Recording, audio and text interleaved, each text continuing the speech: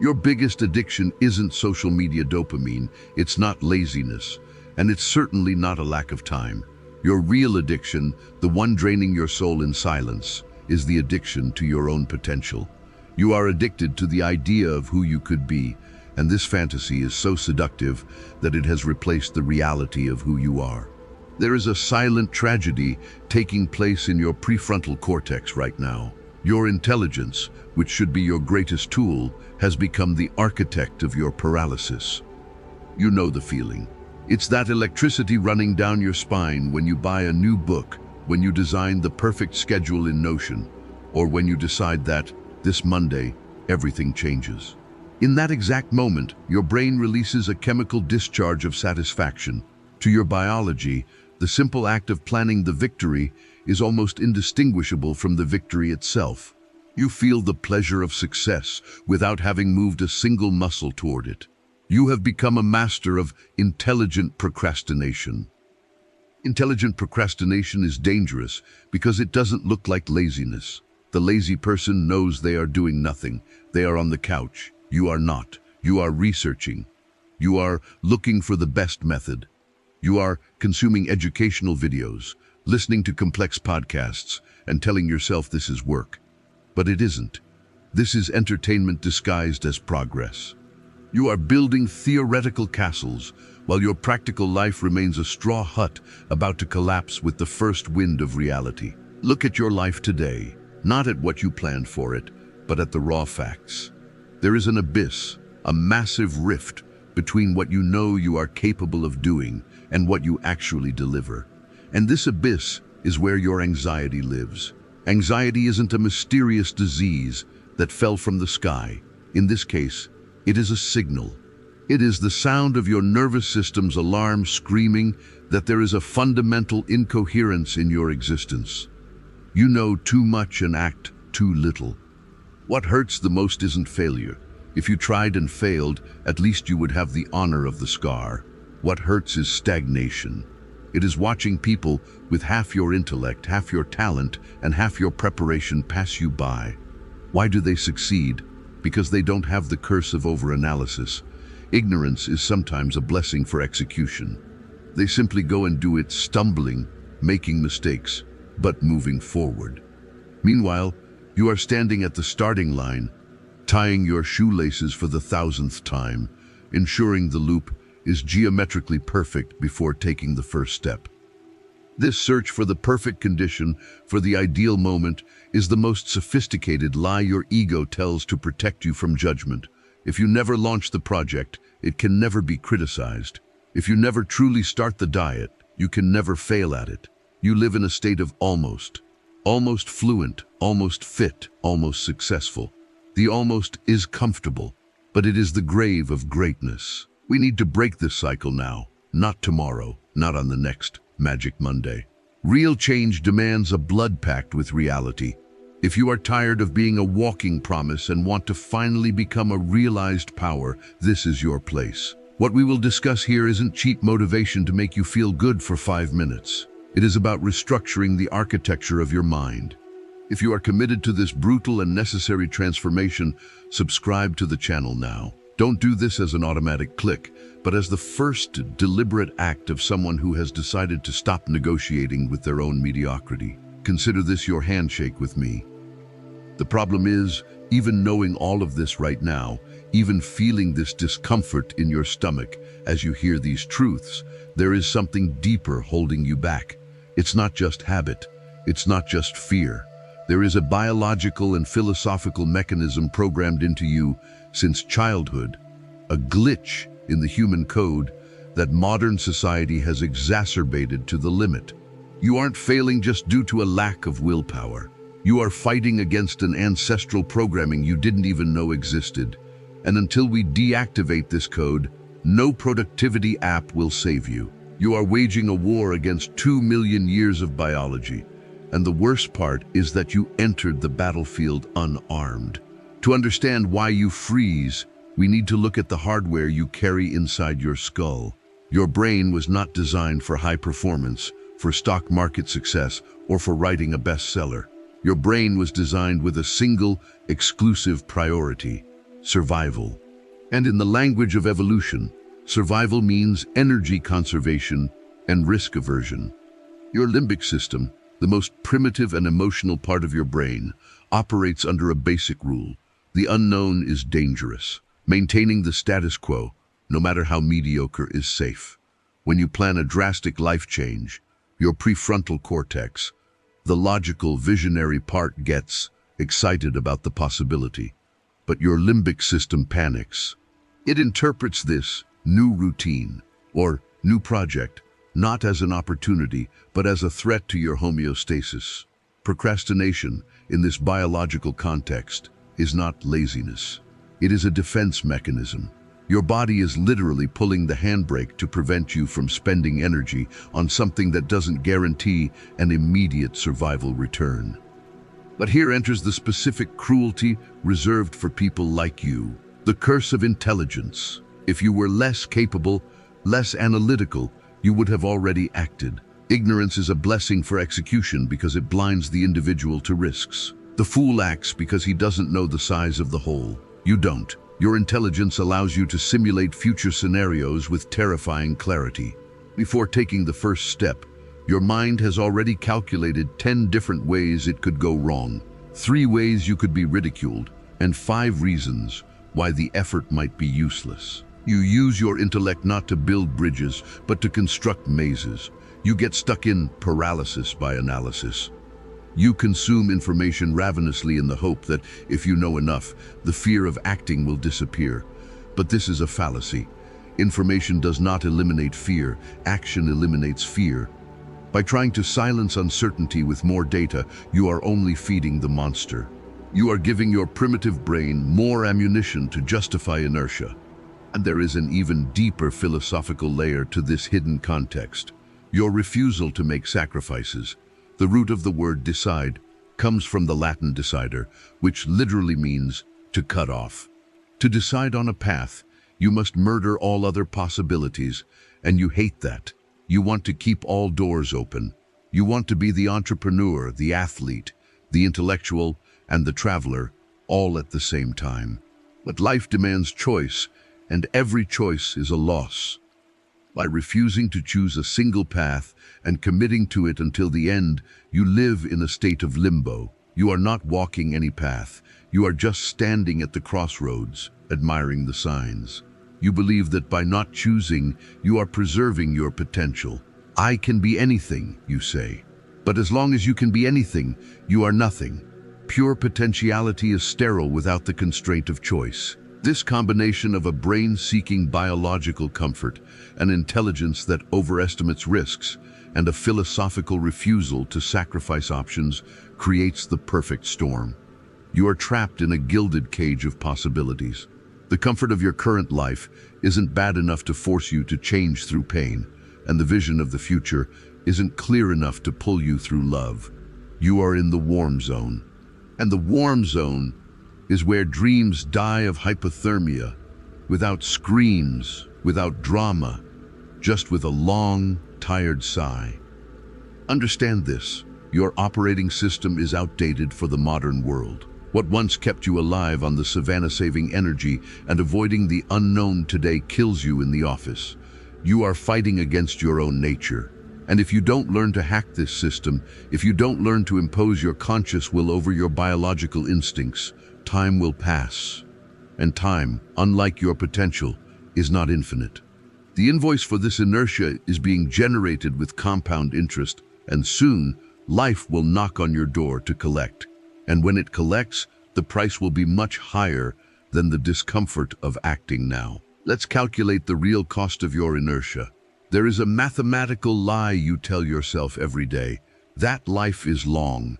You operate with the subconscious arrogance of someone who believes they have an infinite stock of tomorrows. But the brutal truth is that life is not long. Life is fast and it accelerates. At 20, a year feels like an eternity. At 35, a year is a snap of the fingers. And what you are doing is betting against time. The only casino where the house never, ever loses. The alarming scenario isn't just the passage of time. It is the concept of the compound interest of mediocrity. Einstein called compound interest the eighth wonder of the world, but it works both ways. Every day you choose comfort over challenge, every time you delay the important project to scroll through a feed, you aren't just standing still, you are moving backward. Entropy is the natural law of the universe. Everything that isn't growing is in the process of dying and decaying. If you aren't actively climbing the mountain, gravity is pulling you down. There is no stability. The ground you stand on today is eroding. Think about the neuroscience behind this. Your brain is extremely plastic, moldable. But this plasticity is not eternal. As the years pass, neural pathways solidify. Every time you give in to procrastination, you are paving a neural highway to inaction. You are physically training your brain to quit. At 25, changing a habit is like walking through a trail in the woods. At 40, if you're not careful, it will be like trying to divert a river with a spoon. You are, day after day, cementing your feet in the concrete of your own irrelevance. And here is the most terrifying vision I can offer you. Imagine meeting the version of you who did what had to be done. Imagine that 10 years from now, you bump into your potential self on the street. This person has the same face as you, the same background, the same scars, but they have something you don't: self-respect. They wrote the book, they started the company, they built the body, they cultivated the relationships. Looking into the eyes of this version of yourself would be unbearable, not because of envy for material success, but because of the sharp pain of knowing that the only difference between you and them was the courage to act when you were afraid. This gap between who you are and who you could be is where resentment is born. If you don't close this gap, you will become a bitter person. You will start to despise those who succeed, calling them lucky or shallow, just to protect your wounded ego. Cynicism is the armor of intellectual cowards. It is much easier to say that the system is unfair or that it's not worth trying than to admit that you had the chance, had the talent, had the tools, but lacked the moral fiber to execute. The cost of inaction is not zero. The cost is the slow death of your hope. It is waking up at 50 and realizing that your life was a rough draft that was never polished, and there is no greater tragedy than talent that has aged without ever being tested. You are accumulating an unpayable emotional debt. The anxiety you feel today, it's just the interest on that debt knocking at the door. You need to understand that the world is not waiting for you to be ready. Opportunities do not pause. The market changes, windows close, vital energy decreases. That brilliant project you have in the drawer, someone less qualified than you, but with more hunger for execution, will launch it next week. And you will watch from the audience, clapping with a forced smile, while inside you scream, "I thought of that first." Thinking is worth nothing. The world doesn't reward what you know, nor what you plan. The world rewards only and uniquely what you deliver. We are reaching the breaking point. The pain of staying the same is starting to outweigh the fear of change. And it's good that it hurts. I want it to hurt, because it is this pain, this visceral discomfort, that serves as the only fuel potent enough to pull you out of inertia. Motivation is sweet, but it is volatile. Desperation, when well channeled, is rocket fuel. You are sitting on a ticking time bomb and pretending you are listening to the ticking of a wall clock. Wake up. Playtime is over.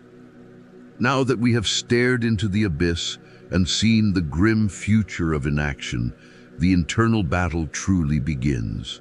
Because tomorrow morning, when the alarm goes off, all this philosophy will collide violently with your desire to stay in bed. How do we win this war when the enemy lives inside our own head? The real war doesn't take place on grand stages, nor on days of victory. The war happens at 6 a.m. when the alarm goes off and the room is cold. The war happens at 8 p.m. when you get home exhausted from work and have to choose between opening Netflix or opening your side project. It is in this micro moment, this split second of hesitation, that the destiny of your life is decided. And this is exactly where you have been losing every single battle. You live trapped in the cycle of internal negotiation. It works like this. You set a goal with your prefrontal cortex, the logical part. Tomorrow I will study for 2 hours. But when the moment of execution arrives, your limbic system, the emotional and lazy part, presents a counteroffer. I'm too tired today. If I rest now, I'll be twice as productive tomorrow. And you accept it.